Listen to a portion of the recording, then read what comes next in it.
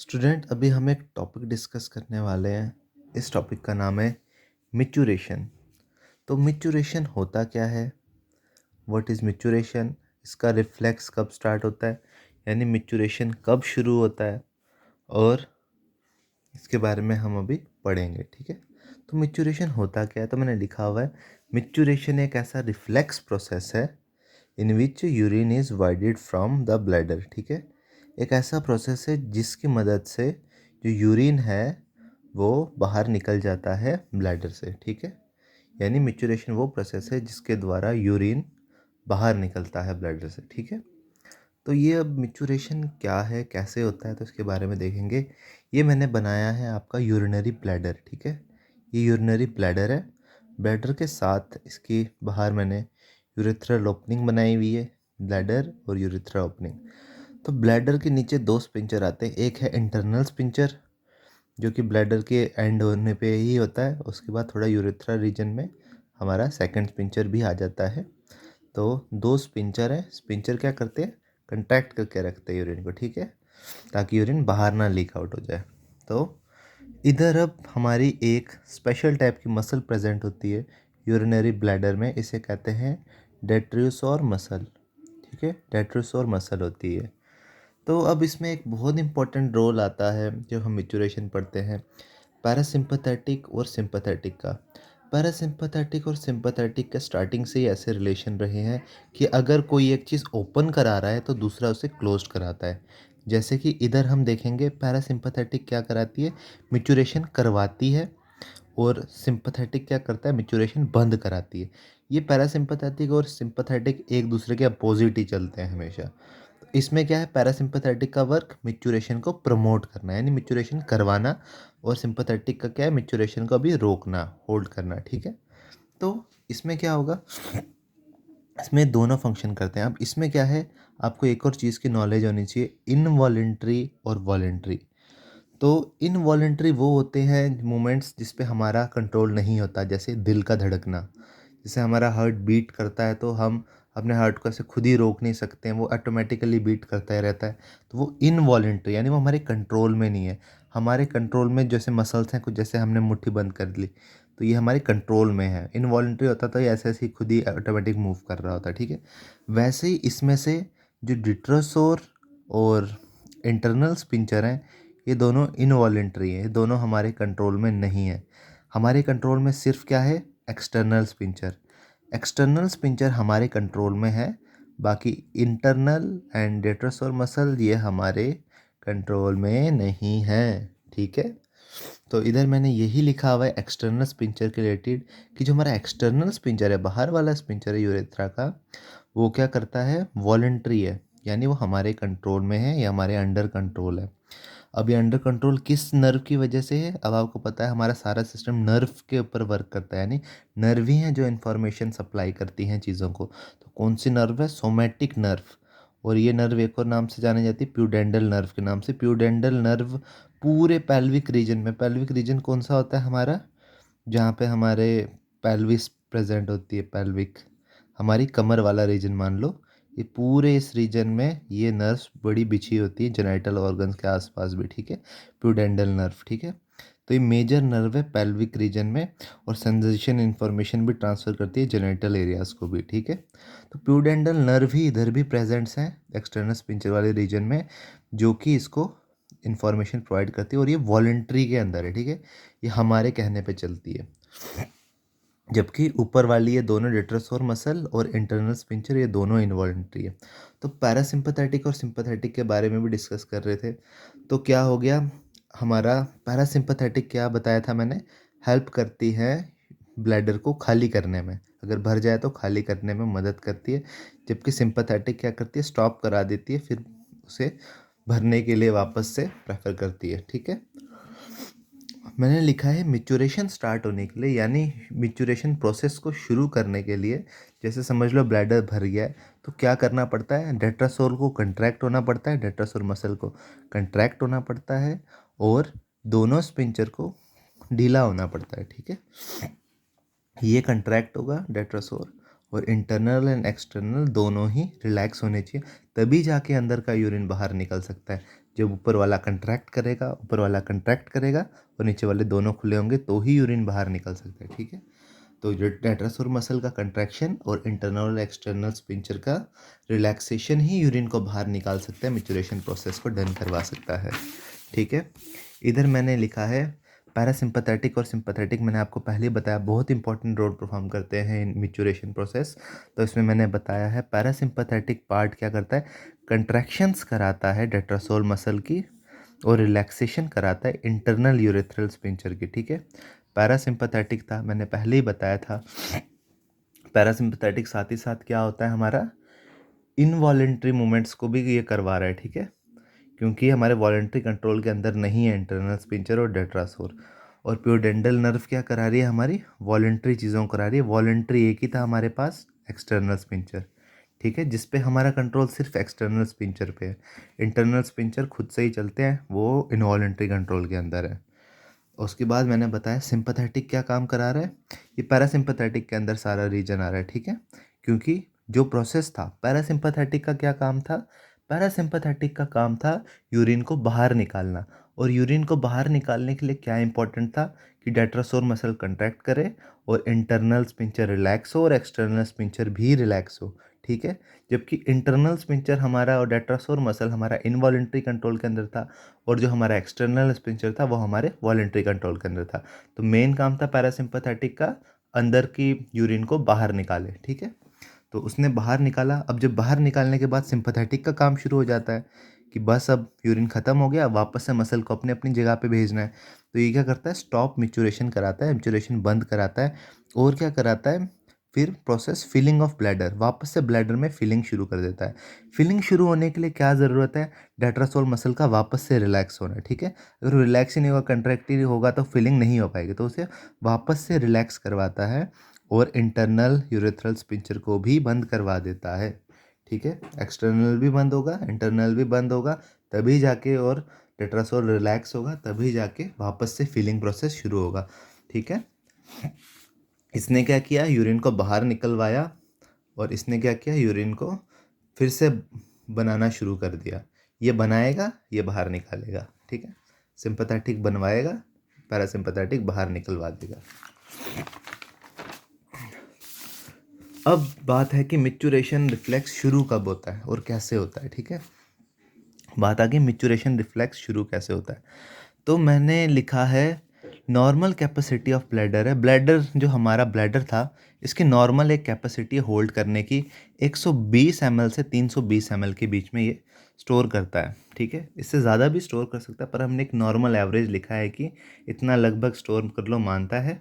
तो अब हमने बताया जब लगभग 220 ml के आसपास यूरिन इसमें फॉर्म हो जाता है तो इंसान को वॉइडिंग करने का मन करता है, यानी यूरिन पास आउट करने का मन करता है, क्योंकि उसका ब्लैडर फुल हो चुका है। तो तब भी कहते हैं कि लगभग एक इंसान यूरिन रोक सकता है 300 से 400 ml के बीच में, उसे ज़्यादा प्रेशर फील होने लग जाता है। नॉर्मल 220 पे यूरिन आ जाता है, तो अगर रोक के रखे तो 300-400 तक भी जाता है, पर एक लिमिट है जिसके बाद वो बिल्कुल ही नहीं रोक सकता, वो है 500 ml। 500 ml अगर उसके ब्लैडर में फिल हो गया उसके बाद वो यूरिन को बिल्कुल ही नहीं रोक सकता है, यूरिन खुद ही निकल जाएगा बाहर, ठीक है। उसे हम कहेंगे कि यूरिनरी खुद ही फिर इनवॉलेंट्री तौर पे ही बाहर निकल जाएगा, क्योंकि इतने हमारे स्पिंचर इतने मजबूत नहीं है, लोहे के स्पिंचर नहीं है जो कि होल्ड करके रखे। तो एक टाइम के बाद वो पास आउट हो ही जाएगा, तो वो 500 ml है, उसके बाद खुद ही इनवॉलेंट्री अब पास आउट हो जाएगा यूरिन, ठीक है। अब हमने क्या कहा है, ये प्रोसेस शुरू कैसे होता है, तो हमने बताया है कि सिर्फ हमारा कंट्रोल था आउटर स्पिंचर पे, ठीक है। तो अब हम बता रहे हैं कि हमारे एक्सटर्नल स्पिंचर तो हमारे कंट्रोल में है ही है, ठीक है। अब हम बता रहे हैं ये है हमारा यूरिनरी ब्लैडर, ठीक है। मान लो ये है हमारा यूरिनरी ब्लैडर है, इसमें अब यूरिन फिल हो रहा है। जैसे इसमें यूरिन फिल हो जाता है ना, इसके रिसेप्टर्स इधर साइड पे होते हैं, इसे कहते हैं स्ट्रेच रिसेप्टर।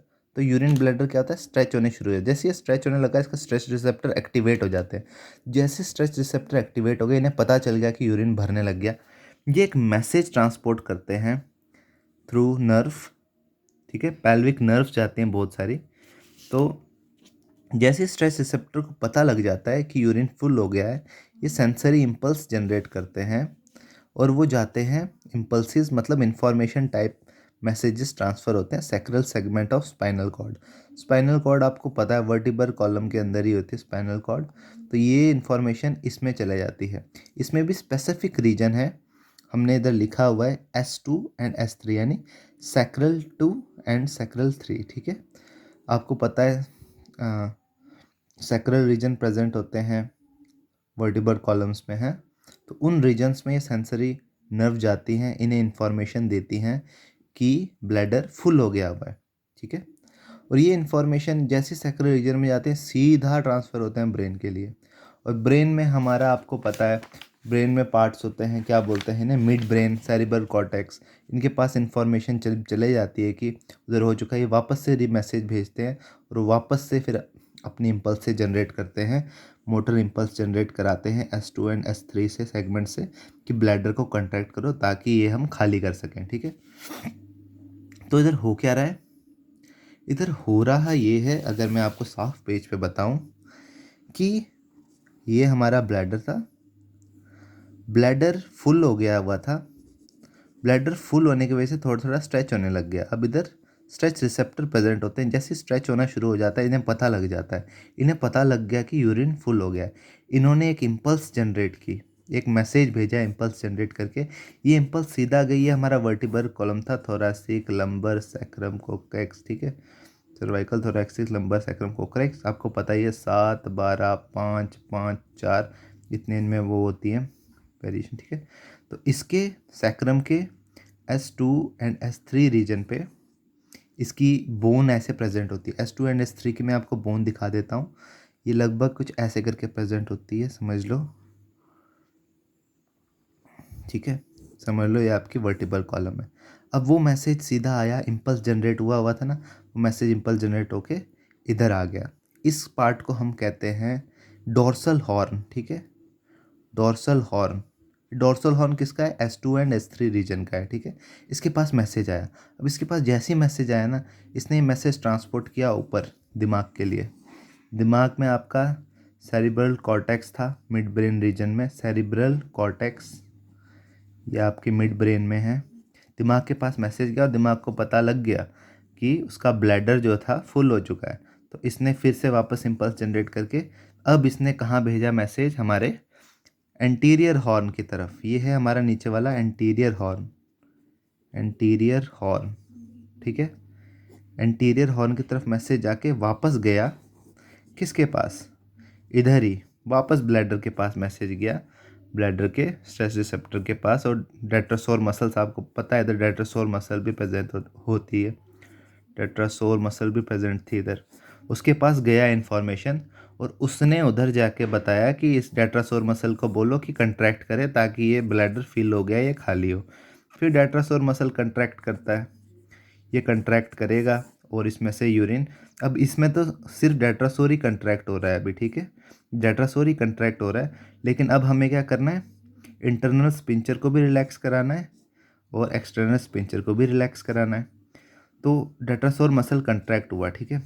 साथ ही साथ इसने एक और इम्पल्स जनरेट करके हमारे इंटरनल स्पिंचर को भी बोला तू भी रिलैक्स हो जा, ठीक है। तो डेट्रासोर मसल ने क्या किया, डेट्रासोर मसल हुआ कंट्रैक्ट, इंटरनल स्पिंचर हुआ रिलैक्स, ठीक है। पर अभी एक्सटर्नल स्पिंचर बाकी था, जबकि ये दोनों हमारे किस में हैं, इनवॉलेंट्री, यानी हमारे कंट्रोल के अंडर नहीं थे, इनवॉलेंट्री कंट्रोल में थे। तो इधर से यूरिन आ गया नीचे, नीचे वाला स्पिंचर भी रिलैक्स हुआ और ये यूरिन आ गया नीचे। अब यूरिन के आके इधर डैम्प लगना शुरू हो गया। अभी तक हमारा एक्सटर्नल स्पिंचर ओपन नहीं हुआ था, ठीक है। अब क्या होगा, एक्सटर्नल स्पिंचर के भी आपको पता था इधर अलग टाइप का हमारा वो चल रहा था सिस्टम, क्या था, वॉलेंट्री सिस्टम था इसका। वॉलेंट्री में मैंने आपको बताया था प्यूडेंडल करके नर्व थी, प्यूडेंडल नर्व, ये इससे कंट्रोल हो रहा था, ठीक है, नर्व प्यूडेंडल नर्व से। तो जैसे ही इधर फिल होने लग जाएगा ना, इसके भी सेंसरी रिसेप्टर होंगे, सेंसरी रिसेप्टर इसके भी ट्रिगर होंगे और वो जाके प्यूडेंडल नर्व को बोलेंगे कि देख इधर हमारे पास बर्डन बढ़ रहा है। तो प्यूडेंडल नर्व क्या कहेगा, इसे भी बोलेगा तू भी रिलैक्स हो जा। और जब ये इधर से रिलैक्स हो जाएगा तो यूरेथ्रा से पूरा यूरिन बाहर पास आउट होना शुरू हो जाएगा, ठीक है। फिर ये खाली होना शुरू हो जाएगा ब्लैडर। तो यही स्टोरी थी इसकी कि जब अपर वाला हो गया, अब क्या होगा, एज सून एज इधर लिखा हुआ है कि इंटरनल स्पिंचर क्या हो गया, इम्पल्स विल रिलैक्स, उसके इम्पल्स रिलैक्स हो गए थे इंटरनल वाले के, तो गेटवे ओपन हो गया, उधर से नीचे वाले के पास एक्सटर्नल स्पिंचर के पास आना शुरू हो गया। So urine will now enter the urethra, urethra में एंटर किया। Soon as urine start enter into urethra, urethra will expand. अब यूरेथ्रा जैसे जैसे एक्सपेंड करने लग जाएगा, उसके भी स्ट्रेस रिसेप्टर एक्टिवेट हो गए थे, जिसकी वजह से एक्सटर्नल स्पिंचर पे भी बर्डन आने लग गया था, जिसकी वजह से उसने स्टिमुलेट कर दिया स्ट्रेस रिसेप्टर को, और वो सीधा चला गया प्यूडेंडल नर्व के पास इंफॉर्मेशन।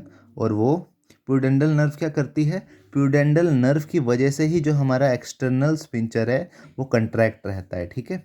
प्यूडेंडल नर्व की वजह से ही हमारा एक्सटर्नल स्पिंचर कंट्रैक्ट रहता है। तो ये क्या करेगी, प्यूडेंडल नर्व को थोड़ी देर के लिए बंद कर देगी, और बंद होने की वजह से ये रिलैक्स हो जाएगा और सारा यूरिन बाहर आ जाएगा, ठीक है। और फिर क्या हुआ, सारा यूरिन बाहर आ गया, एक्सटर्नल स्पिंचर रिलैक्स हो गया, लीड्स टू वाइडिंग ऑफ यूरिन, यानी यूरिनरी वाइड होना शुरू हो गया। तो this maturation process is called self regenerating, क्योंकि ये खुद ही भरेगा, खुद ही निकलेगा, ठीक है। और ये खुद में एक साइकिल ही चल रहा है, ठीक है। इनवॉलेंट्री और वॉलेंट्री का भी साइकिल चल रहा है, पैरासिम्पैथेटिक सिंपैथेटिक का भी साइकिल चल रहा है, और इससे ये प्रोसेस चलता ही रहता है। यही बताया है कि हाई कंसंट्रेशन, इसके बाद जब हमारा पूरा यूरिन खाली हो जाएगा, उसके बाद इसे क्या होगा, वापस से डेट्रोसोर मसल को रिलैक्स होना होगा, क्योंकि वो कंट्रैक्ट कर रहा है, बाकी रिलैक्स है, तभी यूरिन बाहर होगा। अब वो वापस से रिलैक्स होगा तो और बढ़ेगा, फिर से जाएगा सिस्टम हाई सेंटर की ओर। हाई सेंटर क्या है, आपका ब्रेन। ब्रेन में क्या है, mid brain and cerebral cortex, ठीक है।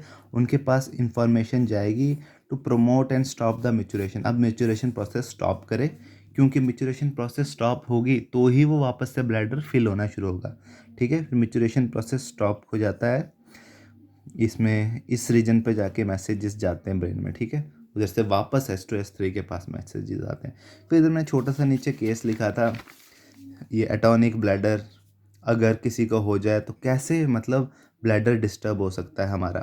तो इस तरह छोटा सा एक केस लिखा था मैंने एटॉनिक ब्लैडर का, कि कैसे मैच्योरेशन की बीमारियां अलग अलग होती हैं। तो एटॉनिक ब्लैडर उनमें से एक थी। अगर मैच्योरेशन प्रोसेस कैसे डिस्टर्ब होता है, इसमें क्या होता है कि जो हमारे S2 S3 का रीजन था ना, ये हमारा डोर्सल हॉर्न, इसमें क्या होता है, इसकी अपर सेल डिस्ट्रक्ट होने लग जाती है, जिसकी वजह से इनकी मैसेज सप्लाई बंद हो जाती है।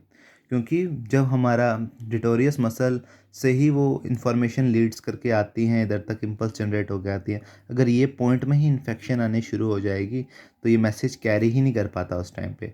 तो उसकी वजह से क्या होती है, मैसेज चैनल में बैरियर आता है, जिसकी वजह से हमारा यूरिनेशन अजीब ही ढंग से चलता है, लॉस ऑफ टोन हो जाती है यूरिनरी ब्लैडर की। ब्लैडर को खुद ही समझ नहीं आता कब यूरिन पास करना है कब नहीं करना। ये एक डिजीज़ कंडीशन है, ठीक है। बाकी प्रोसेस आपका इधर ही ख़त्म हो गया था यूरिनरी मैच्योरेशन का, ठीक है। Thank you.